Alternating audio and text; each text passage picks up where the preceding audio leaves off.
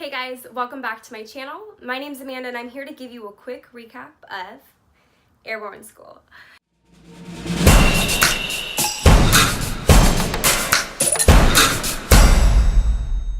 So I haven't given you guys any updates since day 0 of in-processing at Fort Benning, but I'm here now to give you a full recap of my entire experience at Airborne School.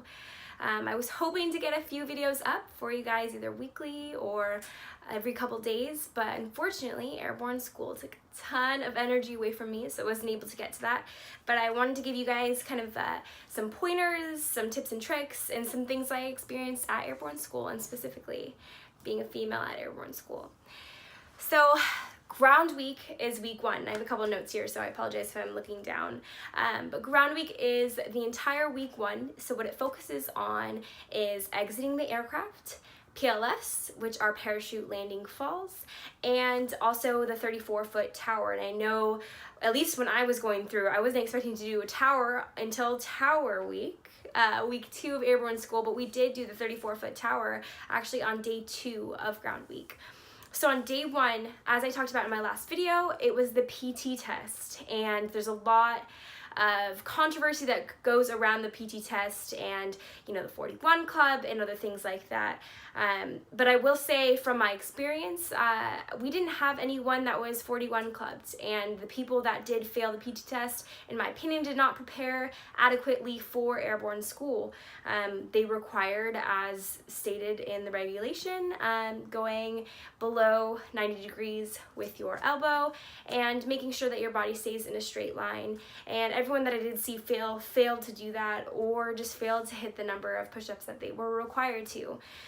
In addition to that, there were a few that actually failed the run. So that is something to make sure you are prepared for. Everyone says, you know, airborne shuffle is a commonly used term, but we do run a ton at Airborne School. So make sure that you do come prepared for that, and you shouldn't be failing the run on a PT test anyway. So day 1 PT test, at least for me, went very, very smoothly. If you are used to maxing, or if you are used to, you know, going to max effort at least, you will not do that at your PT test. I actually came out of the PT test and I said, that was the absolute easiest PT test I've ever taken. Why? Because I only had to do, as a female in my age group, 19 push-ups. Every age group actually has to hit the standards of the lowest age group. And you have to hit the bare minimum. So once I hit 19, they said, get up, go to the back of the line. So I hit that, honestly, within like 15 seconds. So that was super easy. And then sit-ups, once again, they stop you at the minimum. And then the run, obviously, they're not gonna pull you off the track, but you know, once you're done with that, you're essentially done with the PT test. One thing I was not prepared for was the amount of waiting that we had to do. So a standard company PT test, you might have 100 people doing the PT test, but for this, obviously there's a ton of people going through Airborne School. You have 300 plus people you have to wait on, so make sure to be prepared to sit around and be waiting for your spot in line to take the PT test. So a little tips and tricks that I have for you while you're waiting is to stretch.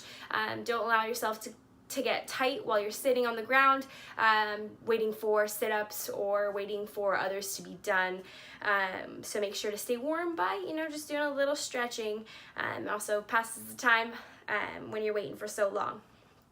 So day 2, I did say that I was going to update you guys on whether or not there was a retest for the PT test, and I can confirm that there was a retest. So day 2 is the retest. But obviously, if you don't pass the first time, your likelihood of passing the retest is pretty slim, unless you only miss it by a couple push-ups, a couple sit-ups, or a couple seconds on the run. So once again, reiterating, show up to Airborne School and be prepared. Be prepared to be good at PT.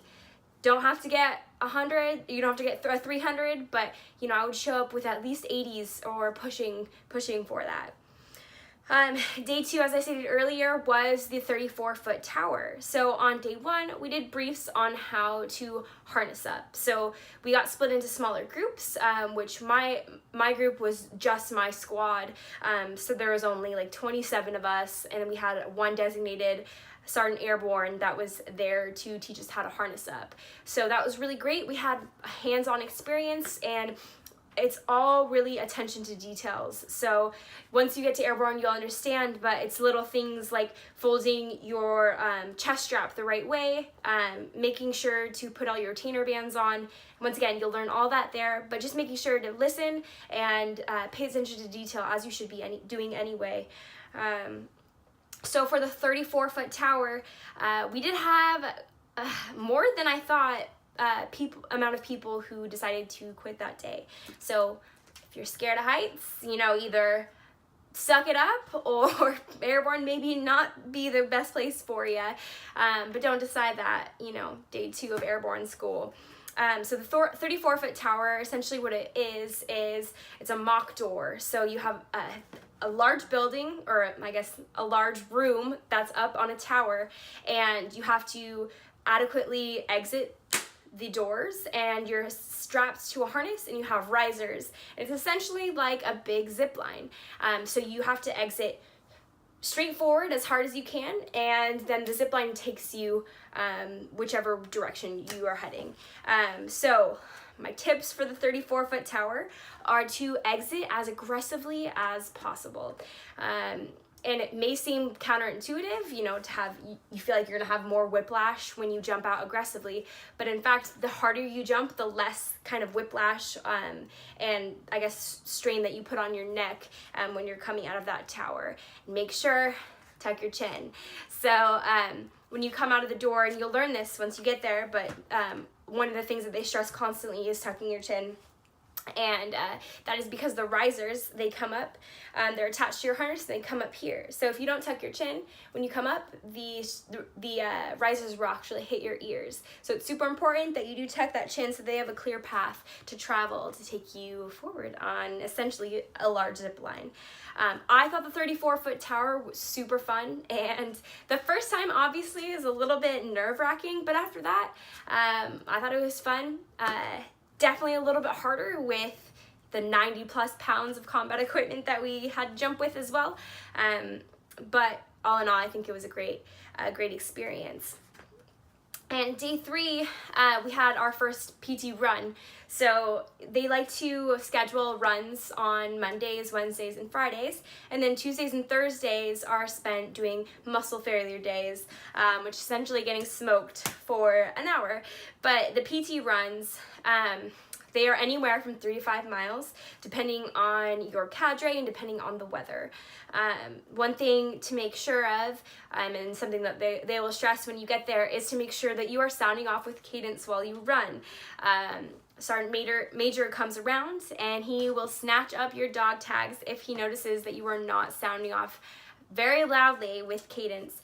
We did have a few people from my platoon that did get their dog tags snatched, and they did get spot reports. And I did mention this in my last video, but spot reports are essentially like written reports on you. So I consider them to be strikes. So if you had a spot report, it's 3 strikes and you're out. So make sure that you're doing everything that you can to follow the rules. Like I said, if you're at Airborne school, consider it to be a privilege and follow the rules and do what you're told, and you should be just fine. I didn't get any spot reports, so I can tell you straight up, you won't get any if you try not to as well. In addition to that first week, we also learned briefly of how to do the RigX. So the RigX test is essentially how to rig your ruck for when you get strapped up for jump week. So it's essentially a big rucksack, and there's weight in there, and you have to attach the different materials that they give you to the RigX. And once again, this is 100% paying attention to detail. They will show you, and then they will also give you a link to a YouTube video on how to learn it on your own, and 100% I would definitely watch that YouTube video. I would say 90% of the people did not pass the first time because there was a few deficiencies on their RigX. So just make sure to watch that video, practice on your own. You are allotted time on the weekends to have that ruck in the barracks and practice with it. So use that time and practice, and I passed the first time, and once again, I just think it's a huge attention to detail thing. It's really, really not hard, but it's just making sure that every little detail is done right and it's rigged super tight. That way, they can't say, you know, oh, this is too loose, and mark you down for something that is super avoidable. So watch that video and practice on your own. Once you get to Tower Week, you will be jumping out of the tower, not only Hollywood style, which means without equipment like you did in week 1, but you will also be jumping it with equipment. So in addition to your harness, you will also have a rucksack attached to your harness and a reserve parachute. A couple of tips, once again, is to make sure that you're always following directions. And one thing that they do suggest, or don't suggest, they tell you to do is to cover your reserve red handle with your hand at all time. I saw a few people get spot reports by not doing that, so just get used to doing that. In addition to that, make sure to pick out a ruck, and these are not rucks that you've rigged, but make sure to pick out a ruck if you're shorter that is really tight. So the looser the ruck is rigged, the farther away that the ruck sits below your hips. So the tighter it is, the closer it will be to that initial hook. So if you're short like me, I would just definitely recommend picking that ruck that has the tight straps that attach to your harness. So you have your harness on and you're all rigged up for your first combat jump. And you have to walk up the 34-foot tower, so you have to walk up the steps. So this is probably my least favorite part. That was my least favorite part of the 34-foot tower, was actually walking up it, because it is super difficult when you've got a big ruck in between your legs. So be prepared for that, and once again, a lot of waiting around.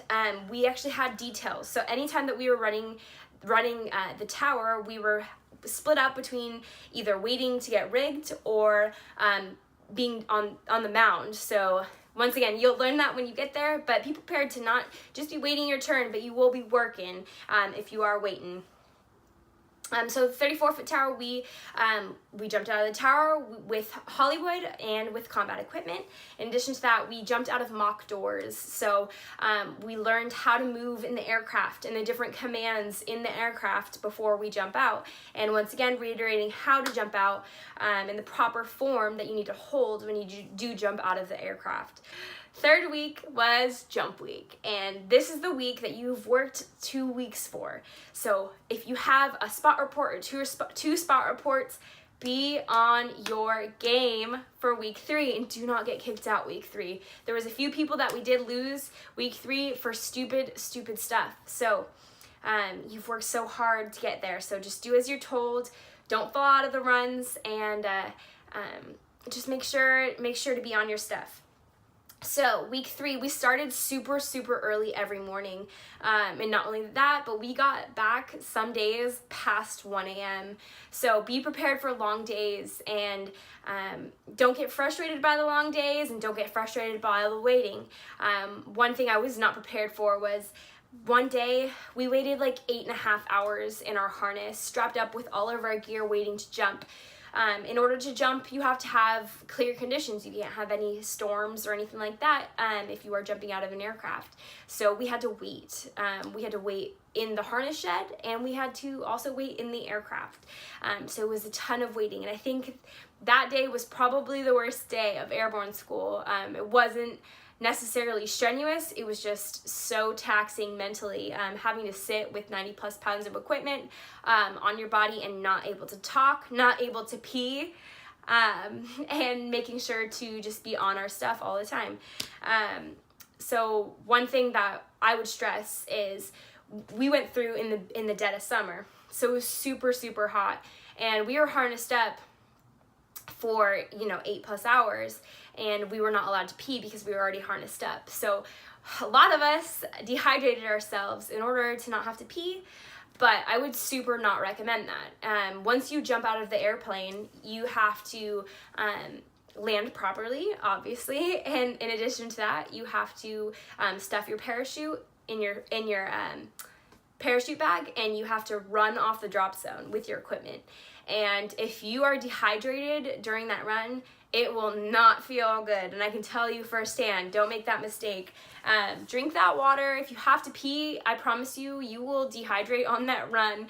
And if anything, you can just tough it out and hold it. And I had to do that for a day because I decided I did not want to dehydrate myself so much. But yeah, jump week, a lot of waiting around.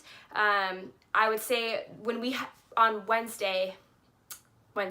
Tuesday, my apologies. On Tuesday, we did 3 jumps out of the aircraft. And that means 3 drop zone runs. And that means getting a chute and running it for about a quarter mile with it on our shoulder and carrying our reserve. And that's a ton of running that we had to do in that one day. And that was a very, very long day. We also did a night jump that night. So that was the most strenuous day, I would say, of Airborne school. And in addition to that, we ran to the drop zone every day in full gear. So we ran with our canteens and we ran in full OCPs and our boots. So once again, I'm going to reiterate, make sure you show up to Airborne school in shape and ready to run. Do not show up if you struggle to run. Honestly, I will say I'm in pretty good shape, but I wasn't having a great time running all the time. So just make sure you do show up in shape. And graduation day. So graduation day, I will say, was super exciting. We were all dead tired because we got like 2 hours of sleep because we got back from our jumps and then we had to clean and be outside with all of our stuff. So literally some of us only got like 2 or 1.5 hours of sleep that night. But we woke up in the morning, we had to go back and clean some things at the drop zone before graduation. We came back, we practiced graduation, and we were off to the races, and we graduated from Airborne school. So one thing that I would recommend if you are interested in is have friends and family come. There's a bunch of families that came to watch their soldiers graduate, which I think is super awesome. They got to enjoy the jumpers jumping out of the aircraft for them for display, and also the ceremony, of course. I'll show you guys some things that I got. So something that I was not prepared for was I actually received honor grad from Airborne school, which was super, super awesome. And I was not expecting it because I didn't take a test, and a lot of that go through Airborne school will have to take a test in order to, be up for honor grad. But when the ceremony came, they called me up and I received, and it was such a great honor. And I was really, really proud of all of my company's hard work, but not only that, the few females that there were left. And I titled this series Being a Female Airborne School because a lot of us get the stigma when we're in the military that we are less capable, or we're not adequate enough to pass something so strenuous, or compete with the boys. And I can tell you, you can do it. And I'm so honored to have received honor grad, just because I feel like that's a pretty awesome thing. We started with 350 students and we graduated 365. So that means out of 365 soldiers, they picked this little female to be the honor grad. So, do what you can, put in the work. If people need volunteers, don't hesitate. Don't sit back and roll your eyes or be hesitating. Not only that, but be good at PT, and don't let yourself look like, I guess, a stereotypical female in the military. Show up, put in the work, follow the rules, and kill it. And if you guys have any questions, feel free to leave them down below. You can also follow my Instagram, which is FitMissAmanda.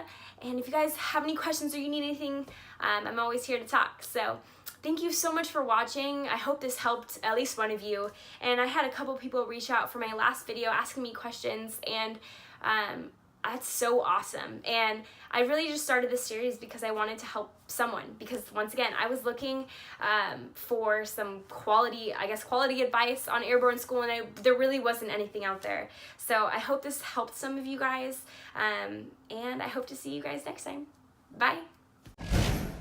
you.